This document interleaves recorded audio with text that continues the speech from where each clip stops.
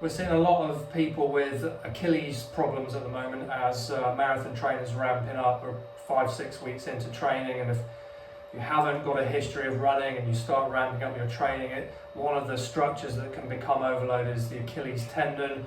We start to see Achilles injuries.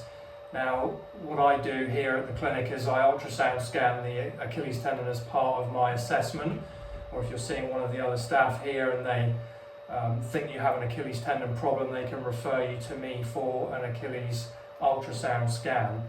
So we can really nicely determine if you've got just a swelling inside the Achilles tendon sheath.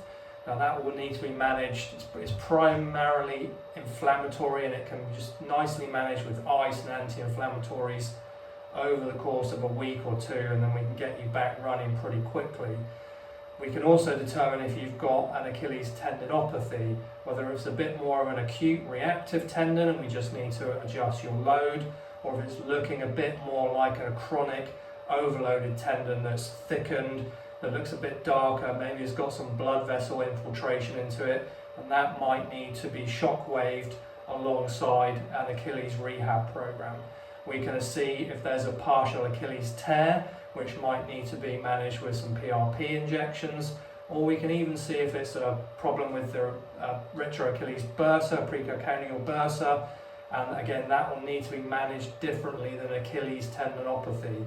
So if you're suffering from Achilles pain, make sure you get an ultrasound scan to get the correct diagnosis and the correct management so we can keep you on track with your training.